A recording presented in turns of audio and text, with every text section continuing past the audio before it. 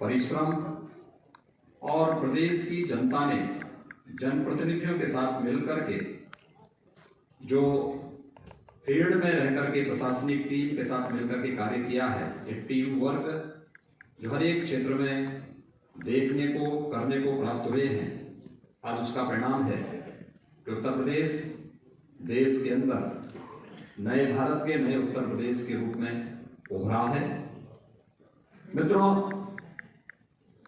ये वही उत्तर प्रदेश है जिस उत्तर प्रदेश में आज से 4 वर्ष पहले तक केंद्र की किसी भी योजना में उसका कहीं कोई स्थान नहीं होता था।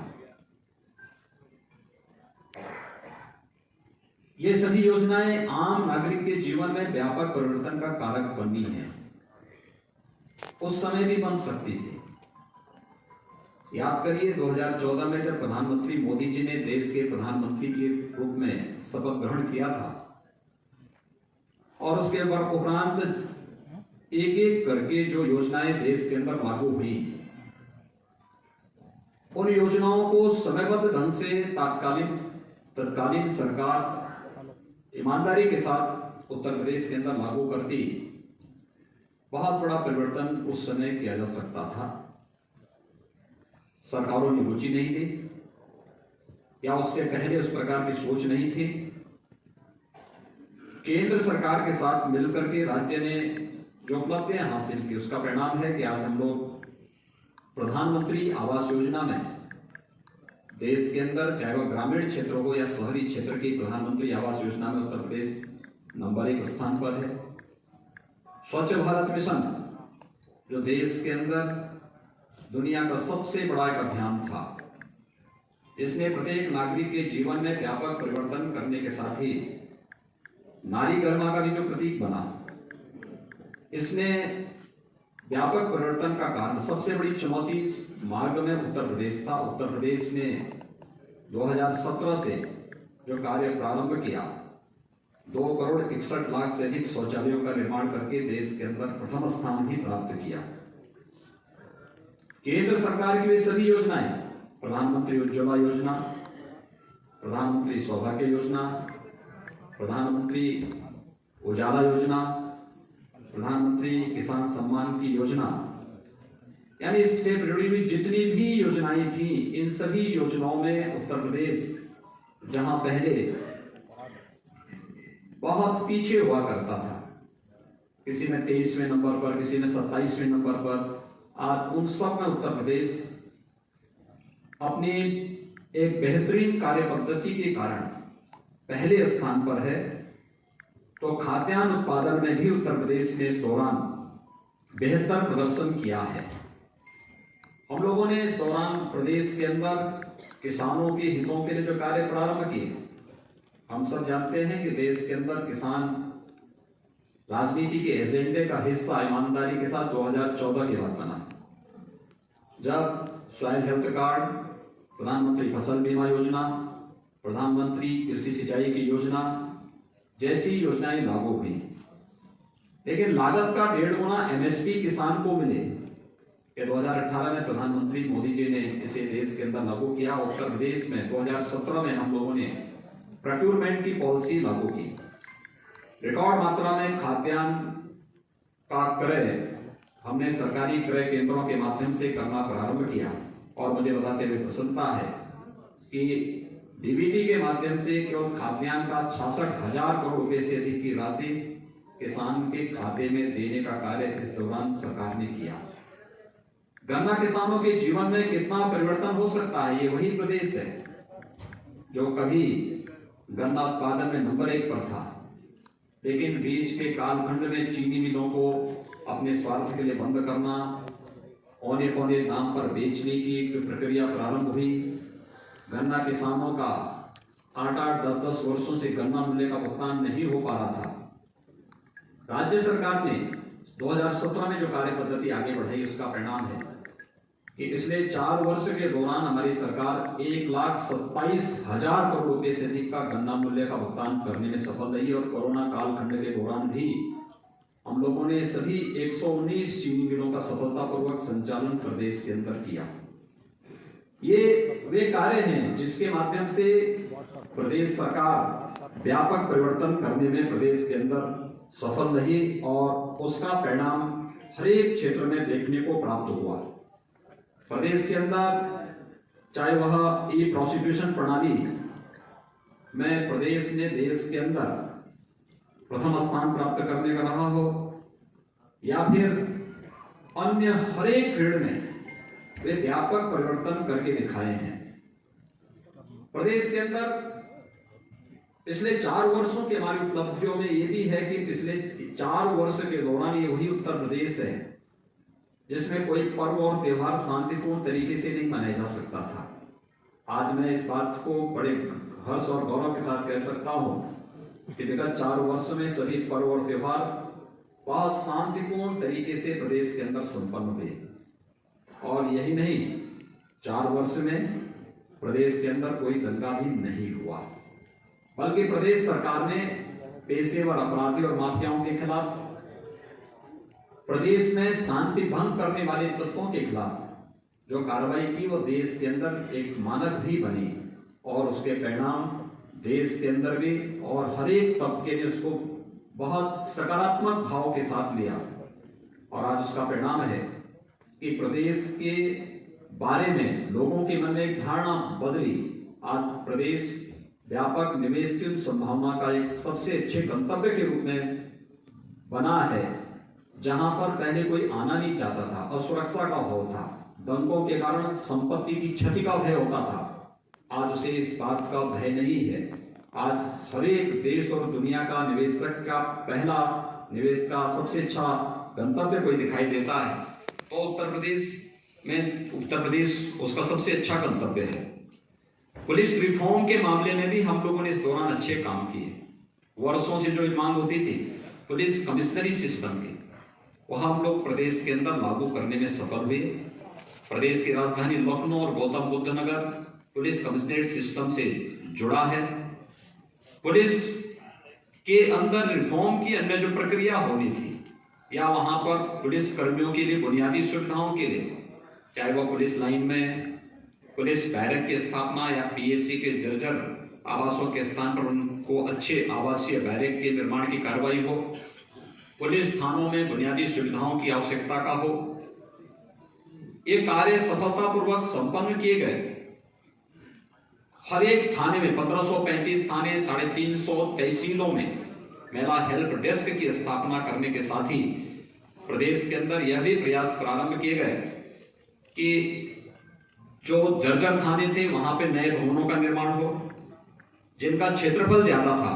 इस दौरान हम लोगों ने कुछ नए थानों की स्थापना भी प्रदेश के अंदर 59 नए थाने, 29 नई चौकियां, 4 नए महिला थाना, आर्थिक अपराध शाखा के 4 थाने, विजिलेंस के 10 थाने, साइबर क्राइम के 16 थाने और फायर टेंडर के 59 यानी 59 नए केंद्रों की स्थापना भी प्रदेश के अंदर इस दौरान करने में हमें सफलता प्राप्त हुई। अपराध की प्रकृति बदलने के साथ ही प्रदेश के अंदर उस दिशा में नए प्रयास भी प्रारंभ हुए। खासतौर पर 18 जो हमारे रेंज हैं, इन सभी 18 रेंज में नई विधि विज्ञान प्रयोगशालाओं की स्थापना की कार्रवाई को भी प्रदेश सरकार ने तेजी के साथ आगे बढ़ाने का कार्य किया। और जो एक प्रदेश के अंदर जीरो टॉलरेंस की नीति अपराध और अपराधियों के प्रति प्रदेश सरकार की रही है, उसका परिणाम रहा है कि 16-17 की तुलना में अगर हम प्रदेश के अंदर कानून व्यवस्था से उसकी तुलना करें या सुरक्षा के मामले में देखें तो डकैती में 65.72%, लूट में 66.15%, हत्या में 19.80%, बलवा में 40.20%, बलात्कार की घटनाओं में 45.43% की कमी भी देखने को मिली है। प्रदेश ने इस दौरान तमाम अन्य कार्यक्रम, महिला सुरक्षा के बारे में जो मैंने पहले महिला हेल्प डेस्क की बात की, इसके अलावा 18 जो हमारे पुलिस परिक्षेत्रीय कार्यालय हैं वहां पर महिला साइबर क्राइम सेल की स्थापना, 18 परिक्षेत्र जनपदों में थाने के समकक्ष एक महिला पुलिस चौकी परामर्श केंद्रों की स्थापना भी इस दौरान यहां पर संपन्न की गई। प्रदेश के अंदर कृषि विज्ञान केंद्र, किसानों को आधुनिक तकनीक के साथ जोड़ने के लिए 20 नए कृषि विज्ञान केंद्रों की स्थापना प्रदेश के अंदर इस दौरान स्थापित की गई। प्रधानमंत्री कृषि सिंचाई योजना के माध्यम से प्रदेश के अंदर वर्षों से लंबी, यानी दशकों से लंबी जो कृषि की सिंचाई की परियोजनाएं थी, बाण सागर की परियोजना 4.5 दशक से लंबित पड़ी हुई थी। सरकार आने के बाद इस प्रकार की सभी परियोजनाओं को पूरा किया गया। 11 सिंचाई की परियोजनाएं अब तक प्रदेश के अंदर जो दशकों से वर्षों से लंबित पड़ी हुई थी, उन्हें पूरा करने में सफलता प्राप्त हुई, जिसके कारण प्रदेश के अंदर 2.21 लाख हेक्टेयर अतिरिक्त सिंचाई की सुविधा उपलब्ध हुई और 2,35,000 से अधिक किसान इससे लाभान्वित हुए। इस वर्ष के अंत तक हम लोग लगभग 9 अन्य सिंचाई की परियोजनाओं को पूरा करने के लक्ष्य के साथ कार्य कर रहे हैं, जो प्रदेश के अंदर लगभग 16.5 लाख हेक्टेयर भूमि को अतिरिक्त सिंचन की सुविधा जिसके माध्यम से प्राप्त होने जा रही है, और इसके माध्यम से 40,48,000 से अधिक किसान परिवार सीधे सीधे लाभान्वित होने जा रहे हैं। प्रदेश के अंदर किसानों के हितों के लिए इस दौरान अन्य अनेक कदम उठाए गए, खासतौर पर जहां पर उन्हें लाइसेंस फ्री व्यवस्था देने की आवश्यकता थी। खांडसारी उद्योग में लाइसेंस की स्वीकृति की प्रक्रिया को सरलीकरण करने और उसे निःशुल्क लाइसेंस उपलब्ध कराने की कार्रवाई की। 267 नए ऐसे लाइसेंस इस दौरान उपलब्ध करवाए गए। 220 नई जो मंडी स्थल निर्मित करने के कार्य हुए। 27 मंडियों के आधुनिकीकरण की कार्रवाई इस दौरान हुई। 291 ई नाम मंडी की स्थापना के साथ 87 लाख किसानों और 84,000 व्यवसायियों को इसके साथ जोड़ने में हमें सफलता भी प्राप्त हुई, और साथ साथ मंडी शुल्क को भी 1% कम करने के का कार्य भी इस दौरान किसानों के हित को ध्यान में रख करके और प्रदेश के हित को ध्यान में रख करके प्रदेश सरकार ने यहां पर किया। देश की अर्थव्यवस्था का आधार हमारा ग्रामीण भारत है, लेकिन ग्रामीण भारत की जनजीवन की स्थिति क्या है? आखिर यहां पर आप बैठे हुए सभी महानुभावों से मैं बहुत उसके साथ कहना चाहूंगा कि यह देश 1947 में आजाद हुआ। 2017 में जब प्रदेश के अंदर हमारी सरकार आई थी, तब प्रदेश में कई दर्जन गांव ऐसे थे जिन्होंने आजादी के बाद शासन की किसी भी सुविधा का उपभोग नहीं किया था। न वहां सड़क थी, न बिजली थी, न पानी था, न स्कूल की सुविधा थी, न स्वास्थ्य की सुविधा थी। यहां तक कि उन लोगों को वोटिंग का राइट भी नहीं था। देश की संसद के द्वारा कानून पास किए जाने के बावजूद राज्य सरकार की इच्छा शक्ति का अभाव उन लोगों को शासकीय सुविधा से वंचित किए हुए थी। और आज मुझे बताते हुए प्रसन्नता है कि प्रदेश के अंदर वन्य गांवों को राजस्व गांव के रूप में बदलने, शासन की सभी प्रकार की बुनियादी सुविधाओं से आच्छादित करने में हमें सफलता प्राप्त हुई। मुसार गांवों में बुनियादी सुविधाएं उपलब्ध कराने, अनुसूचित जनजाति के थारू, कोल, बाहुल्य गांवों में भी सुविधाएं उपलब्ध कराने का कार्य और आवश्यकता पड़ी, क्योंकि एसईसीसी के सर्वे में पहले इन लोगों को आच्छादित नहीं किया गया था। 2011-12 के सर्वे में इन लोगों को उपेक्षित छोड़ दिया गया था। हमारी सरकार ने इन्हें विभिन्न योजनाओं से आच्छादित करने के साथ ही वहां पर आवासीय सुविधा के लिए मुख्यमंत्री आवास योजना लागू की। और आज मुझे बताते हुए प्रसन्नता है कि सभी मुसहर गांव, सभी वन्य गांव, बनटांगिया गांव इन सुविधाओं से आच्छादित हो चुके हैं।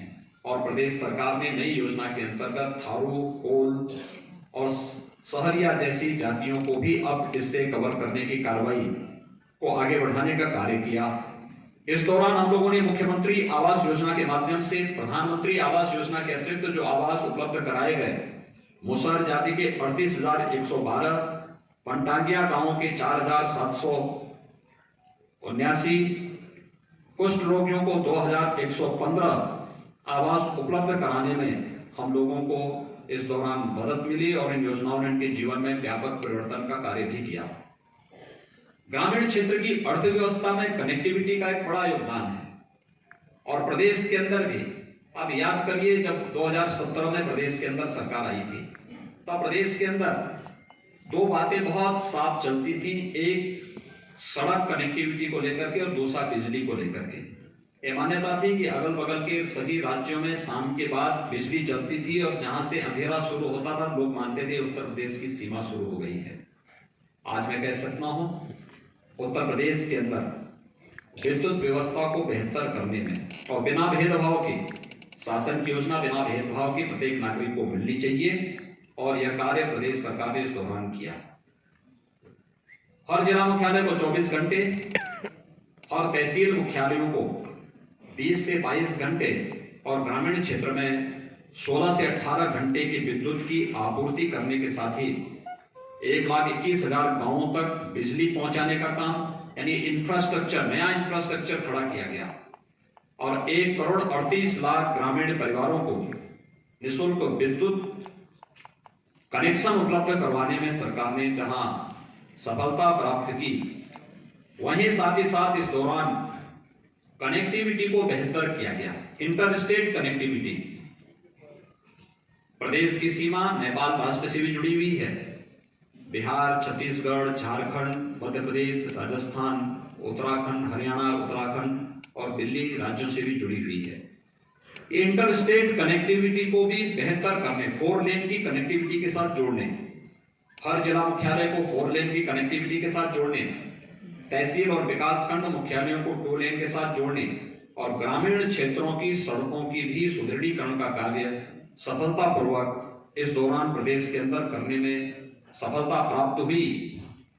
प्रदेश के अंदर वे क्षेत्र जहां पर जनवरी के बाद से पेयजल का संकट खड़ा होता था, खासतौर पर बुंदेलखंड और बिंद क्षेत्र, आज मुझे बताते हुए प्रसन्नता है कि आदरणीय प्रधानमंत्री जी के अनुकंपा से हम लोगों ने बुंदेलखंड में जल जीवन मिशन के अंतर्गत वहां पर हर घर नल की योजना लागू कर दी है और इस वर्ष के अंत तक प्रयास है कि ज्यादातर गांवों में शुद्ध पेयजल की आपूर्ति होती हुई दिखाई देगी।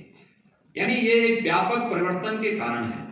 हमने खेत को भी पानी दिया, हर घर को भी शुद्ध पेयजल की आपूर्ति के साथ जोड़ने का कार्य किया जा रहा है और यह बुंदेलखंड क्षेत्र के साथ एक बुंदेलखंड और बिंदु क्षेत्र में यह कार्य जहां प्रारंभ हो चुका है, वहीं प्रदेश के 30,000 अन्य राजस्व गांवों के लिए भी जल जीवन मिशन के अंतर्गत शुद्ध पेयजल की आपूर्ति के लिए डीपीआर की कार्रवाई अंतिम चरणों में चल रही है और बहुत शीघ्र इन 30,000 गांवों के लिए भी पेयजल की आपूर्ति की कार्रवाई जल जीवन मिशन के अंतर्गत लागू करने का कार्य प्रदेश सरकार करने जा रही है। ये केवल पेयजल की स्कीम लाना नहीं, 10 वर्षों तक वहां पर इस योजना को सफलतापूर्वक संचालन करने की जिम्मेदारी भी उस कार्यदायी संस्था को निभाना है, जो कार्यदायी संस्था इस स्कीम को वहां पे लागू करेगी और ये कार्य यहाँ पर हम लोग प्रदेश के अंदर सफलतापूर्वक लागू किए हैं।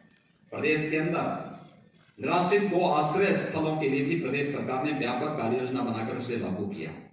मुझे बताते हुए प्रसन्नता है कि हम लोगों ने इस संबंध में 3 स्कीम पहले से ही लागू की है, जिसमें निराश्रित गो आश्रय स्थल जो प्रदेश सरकार के द्वारा संचालित ग्रामीण और शहरी दोनों क्षेत्रों में संचालित हो रही है, जिसमें 5.5 लाख से अधिक गोवंश हमारे पास पहले से निराश्रित गो आश्रय स्थलों में है।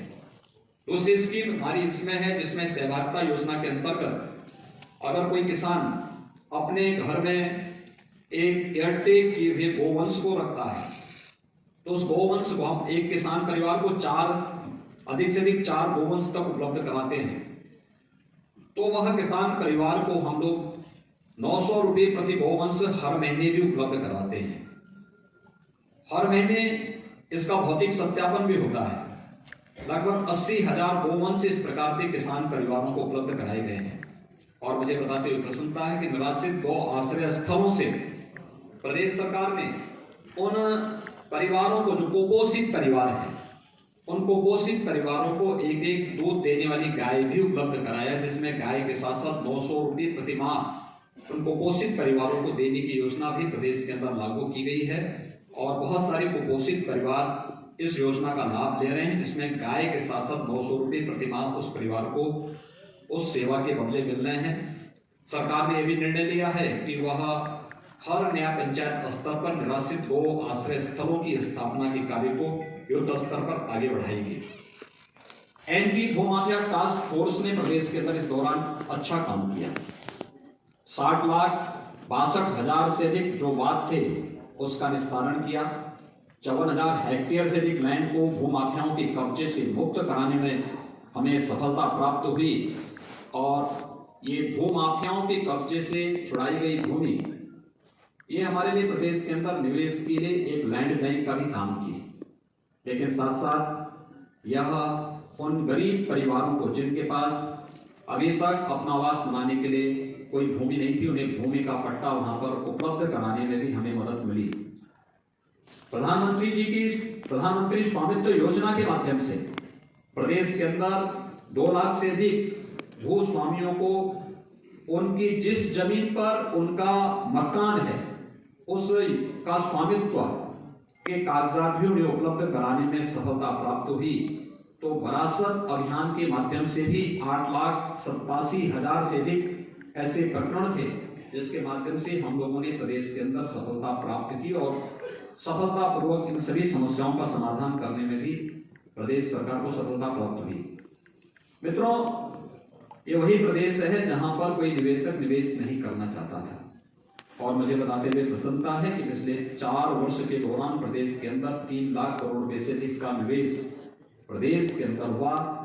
35 लाख से अधिक प्रदेश के युवाओं को सीधे सीधे इससे नौकरी वहां पर उपलब्ध हुई। ये प्रदेश के अंदर निवेश की उन संभावनाओं को आगे बढ़ाता दिखाता है जो प्रदेश ने 2017 प्रदेश में सरकार आने के तत्काल बाद हम लोगों ने 21 अपनी सेक्टोरियल पॉलिसीज के माध्यम से जो कार्य प्रारंभ किए थे। निवेश मित्र पोर्टल, जिसमें हम लोगों ने 227 सेवाएं इसमें दी थी। और कोरोना कालखंड के अंदर हम लोगों ने एमएसएमई यूनिट के लिए एक नई नीति अपनी लागू की, जिसमें 72 घंटे के अंदर लाइसेंस स्वीकृति देने के साथ ही 1000 दिनों तक लाइसेंस फ्री व्यवस्था देने की व्यवस्था नहीं। 1000 दिवस के लिए किसी भी प्रकार का कोई निरीक्षण उस उद्योग के लिए नहीं होगा, बल्कि वो उद्योग लगाए 1000 दिन के अंदर अपना आवेदन करके फिर इस प्रक्रिया को आगे बढ़ा सकता है। और यह परिणाम रहा है कि आज प्रदेश के अंदर व्यापक पैमाने पर निवेश भी हुआ है, रोजगार की संभावनाएं भी आगे बढ़ी हैं। और खासतौर पर कोरोना कालखंड के अंदर जो चीजें देखने को मिली हैं, खास इस दौरान लगभग 56,000 करोड़ रुपए से अधिक का निवेश प्रदेश के अंदर हुआ है, जिसमें देश का पहला डिस्प्ले यूनिट उत्तर प्रदेश के अंदर लग रहा है। उत्तर भारत का पहला डाटा सेंटर पार्क भी उत्तर प्रदेश के अंदर ही स्थापित हो रहा है। और अन्य तमाम योजनाएं भी हम लोगों ने प्रदेश के अंदर इस दौरान लाने में सफलता प्राप्त हुई। खासतौर पर आइकिया का जो फर्नीचर और हाउस होल्ड से जुड़ी हुई दुनिया की जो प्रख्यात कंपनी है, उसका निवेश भी इस दौरान उत्तर प्रदेश के अंदर देखने को मिला है। प्रदेश के अंदर इसके साथ ही हमारी परंपरागत उद्यम को प्रोत्साहित करने के एक जनपद एक उत्पाद की जो योजना है, आज देश और दुनिया के अंदर बहुत लोकप्रिय हुई है। इसने परंपरागत उद्यम को एक नई उड़ान दी है, एक नई पहचान दी है। इसने प्रदेश के एक्सपोर्ट को बढ़ाने में भी काफी मदद की है।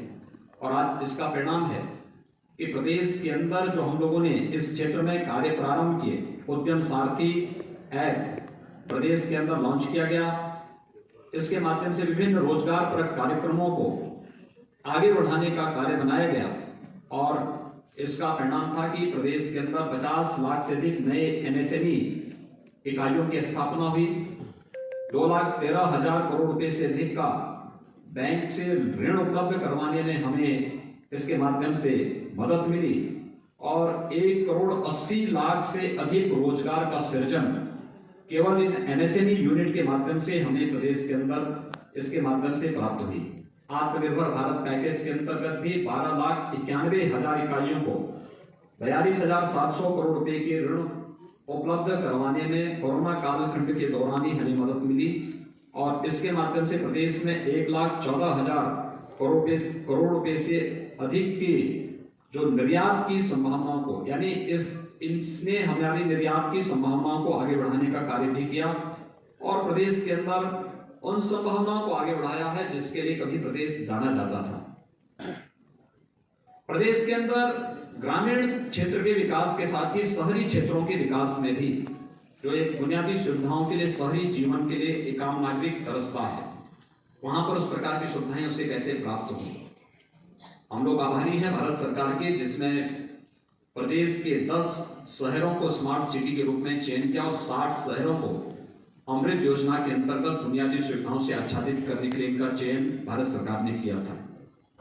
लेकिन प्रदेश सरकार ने भी अपने संसाधनों से जो हमारे 17 नगर निगम हैं, जिसमें से 7 स्मार्ट सिटी के अंतर्गत भारत सरकार की योजना के लिए चयनित हुए थे, से 7 को प्रदेश राज्य सरकार अपनी संसाधनों से स्मार्ट सिटी के रूप में विकसित करने का कार्य कर रही है और साथ साथ जो हमारे नगर निकाय हैं, उन नगर निकायों को भी हम लोगों ने व्यापक कार्य योजना उनके लिए भी तैयार की है, जिसके माध्यम से हम लोग जनता को बुनियादी सुविधाओं को आगे बढ़ाने का कार्य कर सकेंगे।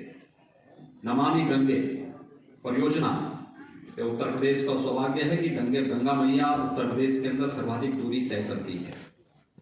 अपने 2500 किलोमीटर की गंगोत्री से लेके गंगा सागर तक मां गंगा की जो अविरल और निर्मल यात्रा है, इसमें से 1000 किलोमीटर की दूरी केवल उत्तर प्रदेश के अंदर गंगा मैया तय करती है।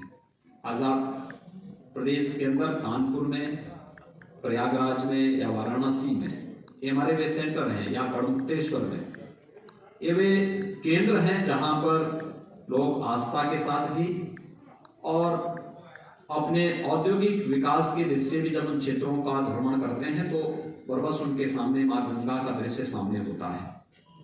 याद करिए, नमामि गंगे परियोजना के पहले कानपुर सबसे क्रिटिकल पॉइंट था नमामि गंगे परियोजना का, अविरल और निर्मल गंगा का।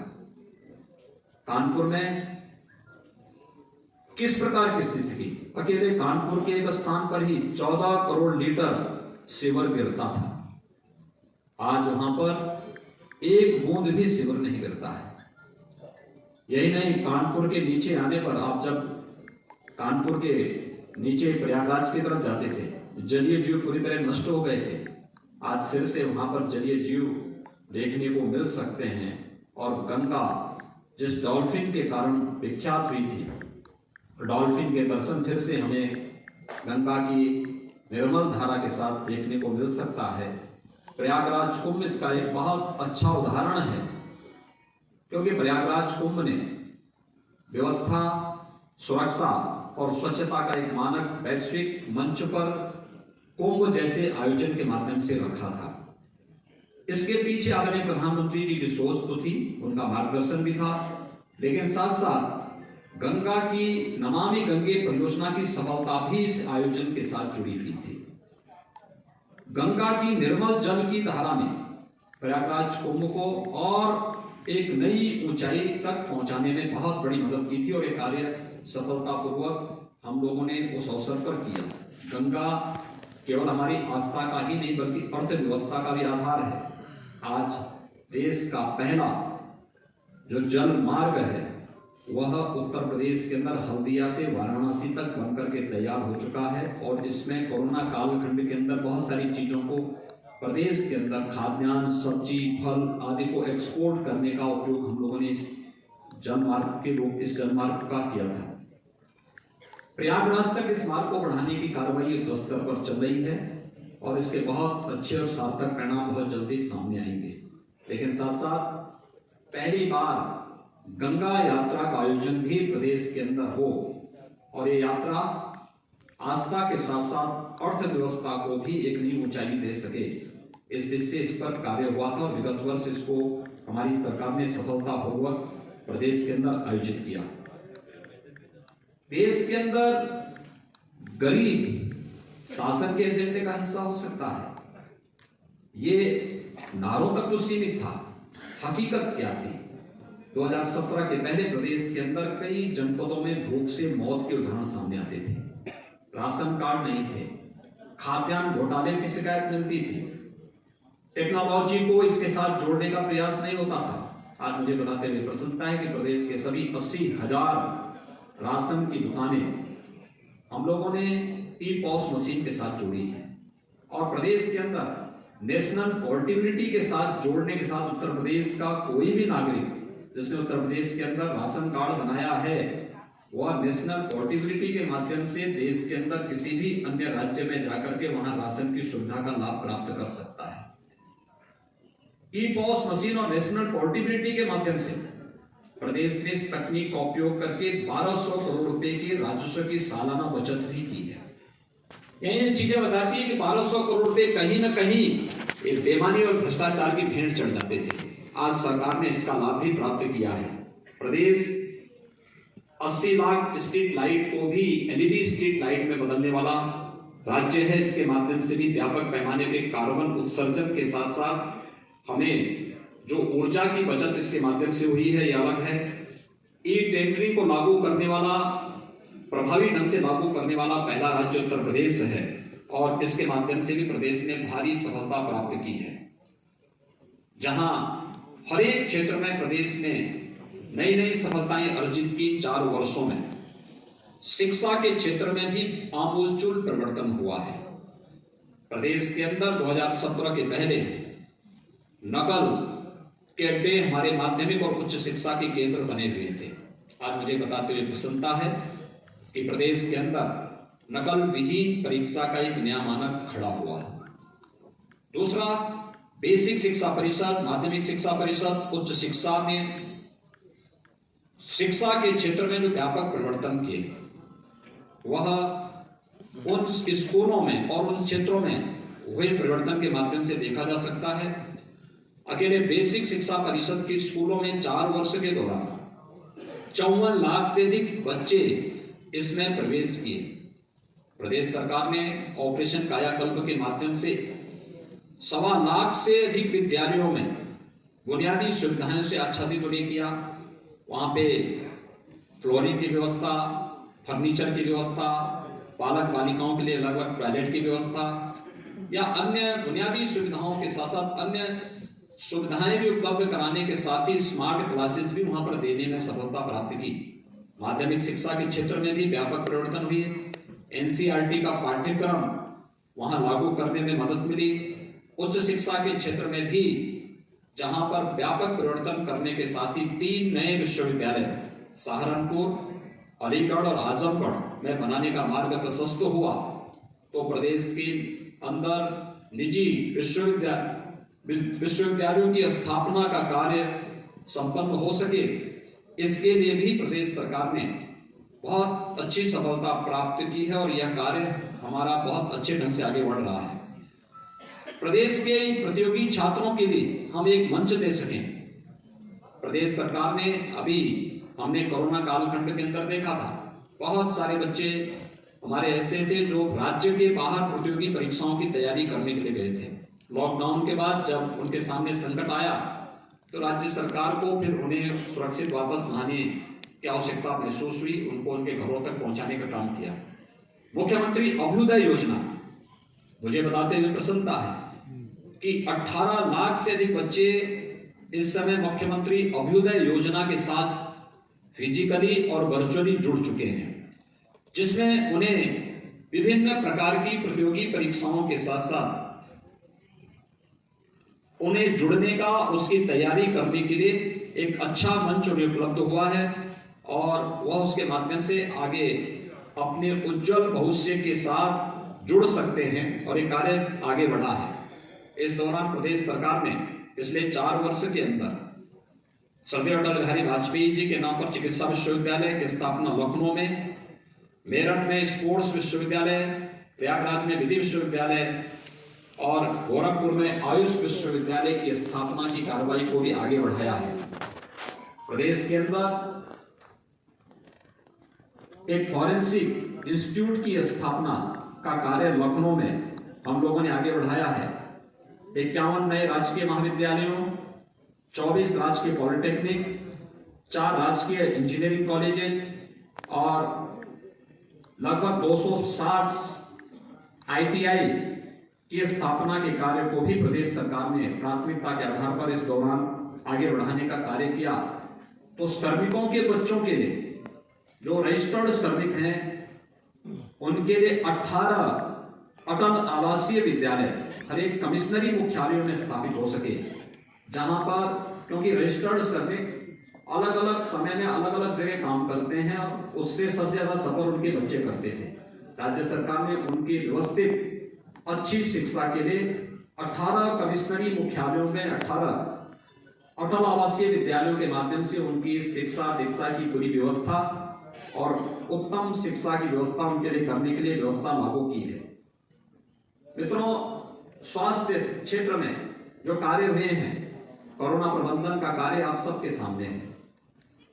जो उत्तर प्रदेश हेल्थ इंफ्रास्ट्रक्चर में सबसे कमजोर माना जाता था, देश के अंदर सबसे बड़ी आबादी के बावजूद कोरोना के 1 वर्ष के इस कालखंड के दौरान आप सबने इस बात को महसूस किया होगा कि उत्तर प्रदेश का प्रबंधन बेहतरीन रहा है। इसकी प्रशंसा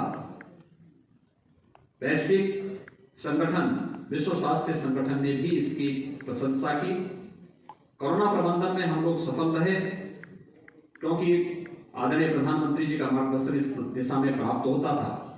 लेकिन 4 वर्ष पहले जो नींव हम लोगों ने प्रदेश के अंदर रखी, मुझे आश्चर्य होता है। 1947 से 2016-17 तक प्रदेश के अंदर केवल 12 गवर्नमेंट मेडिकल कॉलेज बन पाए थे और 2016-17 से 2020-21 के बीच में वर्तमान में प्रदेश 30 नए मेडिकल कॉलेज की स्थापना प्रदेश के अंदर वर्तमान में हो रही है। 2 एम्स जो संचालित हो चुके हैं, गोरखपुर में, दूसरा रायबरेली में। ये दोनों OPD के साथ साथ वहां पर UG की क्लासेस वहां पे प्रारंभ हो चुकी हैं। ये प्रदेश के अंदर ये वे कार्य हैं जिसमें कोरोना प्रबंधन के साथ साथ हम लोगों ने इंसेफ्लाइटिस की रोकथाम करने के लिए भी जो कार्य किया। आज मुझे बताते हुए प्रसन्नता है कि 38 जनपद प्रदेश के ऐसे थे जहां पर इंसेफ्लाइटिस से व्यापक पैमाने पे मौत होती थी। 1200-1500 मौतें केवल 1-2 मेडिकल कॉलेज और चिकित्सालयों में ही हो जाती थी, और जो लोग घर से वहां नहीं पहुंच पाते थे उनकी संख्या अलग थी। आज मुझे बताते हुए प्रसन्नता है कि प्रदेश सरकार ने अंतर विभागीय समन्वय के माध्यम से इंसेफ्लाइटिस में बीमारी पे 75% और मौत के आंकड़ों में 95% नियंत्रण प्राप्त करने में सफलता प्राप्त की। स्वास्थ्य के प्रति व्यापक जागरूकता के लिए हर रविवार को प्रदेश के अंदर हर प्राथमिक स्वास्थ्य केंद्र में मुख्यमंत्री आरोग्य मेलों का आयोजन हो रहा है, जिसमें लाखों की संख्या में प्रदेशवासी उससे लाभ ले रहे हैं। न केवल स्वास्थ्य की सुविधा का, बल्कि केंद्र और प्रदेश सरकार की स्वास्थ्य संबंधी विभिन्न प्रकार की योजनाओं, पोषण से जुड़ी हुई योजनाओं का लाभ भी इसके माध्यम से लेने में सफलता प्राप्त हो रही है। आयुष्मान भारत योजना, मुख्यमंत्री जन आरोग्य योजना के दायरे को बढ़ाने का भी निर्णय प्रदेश सरकार ने किया है। हर किसान परिवार को, हर संगठित और असंगठित क्षेत्र के मजदूरों को भी इस योजना से आच्छादित करने की कार्रवाई प्रदेश के अंदर बेहतरीन तरीके से आगे बढ़ाने का कार्य हुआ है। मित्रों, प्रदेश के अंदर इंफ्रास्ट्रक्चर, उत्तर प्रदेश 1947 से 2016 तक केवल 2 एक्सप्रेसवे बना पाया था, और 4 वर्ष के दौरान प्रदेश सरकार 5 नए एक्सप्रेसवे के साथ आज कनेक्टिविटी के लिए बेहतरीन मंच उपलब्ध करा रहा है। 2017 तक प्रदेश के अंदर एयर कनेक्टिविटी 2 हमारे एयरपोर्ट कनेक्टेड थे, एक लखनऊ का, दूसरा वाराणसी का। आज मुझे बताते हुए प्रसन्नता है, प्रयागराज, गोरखपुर, कानपुर, आगरा, बरेली, हिंडन, ये सभी एयरपोर्ट वायु सेवा के साथ जुड़ चुके हैं। इसके साथ ही 3 नए इंटरनेशनल एयरपोर्ट की स्थापना का कार्य प्रदेश के अंदर चल रहा है। कुशीनगर में इंटरनेशनल एयरपोर्ट, का कार्य अंतिम यानी पूरा लगभग पूरा हो चुका है। बहुत शीघ्र वहां पर अंतर्राष्ट्रीय विमान सेवाएं प्रारंभ होंगी। जेवर गौतम बुद्ध नगर में एशिया का सबसे बड़ा एयरपोर्ट राज्य सरकार बनाने जा रही है और अयोध्या में भी एयरपोर्ट के निर्माण की कार्रवाई युद्ध स्तर पर चल रही है। लेकिन इसके साथ ही 17 नए एयरपोर्ट के निर्माण की कार्रवाई प्रदेश सरकार अलग अलग स्थानों पर कर रही है, जिसमें प्रदेश के अंदर सहारनपुर है, मेरठ, अलीगढ़, मुरादाबाद, आजमगढ़, श्रावस्ती, चित्रकूट, सोनभद्र, यानी ये सभी क्षेत्र हैं जहां के बारे में कोई सोचता नहीं था। वहां भी हम इन सभी आपके ललितपुर, ये सभी क्षेत्रों में बेहतरीन वायु सेवा की सुविधा उपलब्ध कराने का कार्य किया जा रहा है। 2017 के पहले तक प्रदेश में एक भी शहर हमारा मेट्रो से नहीं जुड़ा था। आज मुझे बताते हुए प्रसन्नता है कि प्रदेश के अंदर राजधानी लखनऊ, गाजियाबाद, नोएडा, ग्रेटर नोएडा मेट्रो की सुविधा से आच्छादित है। कानपुर और आगरा में मेट्रो का कार्य युद्ध स्तर पर चल रहा है और इस वर्ष के अंत तक वहां पे प्रथम चरण का कार्य, फेज फर्स्ट का कार्य संपन्न हो जाएगा। ये कार्य प्रदेश के अंदर तेजी के साथ चल रहे हैं। पूर्वांचल एक्सप्रेसवे और बुंदेलखंड एक्सप्रेसवे इसी वर्ष हम लोग जनता को समर्पित करेंगे। यहाँ पे सामान्य वायु वहां पर सेवाएं हम लोग सुविधाएं उपलब्ध करवाएंगे। गंगा एक्सप्रेसवे का कार्य भूमि अधिग्रहण की कार्रवाई अंतिम चरणों में चल रही है और बहुत तेजी के साथ इस पे कार्य चल रहा है। प्रदेश के अंदर बेहतरीन कनेक्टिविटी के लिए भी जो कार्य अलग अलग सेक्टर में हुए हैं, ये आप सबके सामने हैं और इन सभी सुविधाओं का लाभ प्रदेश के अंदर लिया जा रहा है। महिला कल्याण के लिए प्रदेश सरकार ने विशेष अभियान प्रारंभ किया, खासतौर पर मिशन शक्ति का हमारा अभियान, जिसमें हम लोगों ने हर थाना में महिला हेल्प डेस्क की स्थापना की। हर एक तहसील में भी महिला हेल्प डेस्क की स्थापना इस दौरान की गई। बालिका के जन्म लेने से लेकर के और उसके बालिग होने तक शासन की अलग अलग योजनाओं से इसे आच्छादित करने की कार्रवाई संपन्न की गई। मुख्यमंत्री कन्या सुमंगला की योजना, जिसमें 6 अलग अलग चरणों में 15,000 रुपए का एक पैकेज एक बालिका को उपलब्ध कराने की व्यवस्था हो। मुख्यमंत्री सामूहिक विवाह की योजना, अब तक 1,52,000 से अधिक बालिकाओं का, जिसमें राज्य सरकार के द्वारा 51,000 रुपए की सहायता उन परिवारों को उपलब्ध कराई जाती है। यह सुविधा उपलब्ध कराई गई।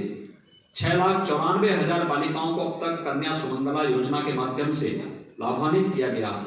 तो ग्रामीण क्षेत्र की अर्थव्यवस्था में भी महिलाओं का योगदान जो सर्वविदित है, उस पर भी सरकार ने कार्य करना प्रारंभ किया।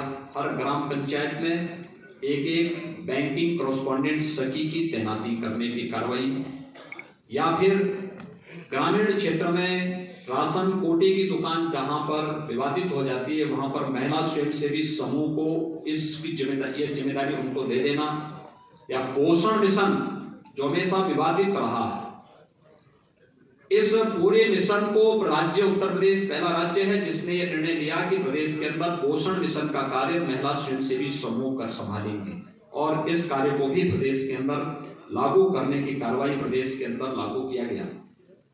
हम लोगों ने 2019 में झांसी में बनीनी मिल्क प्रोड्यूसर की स्थापना की थी।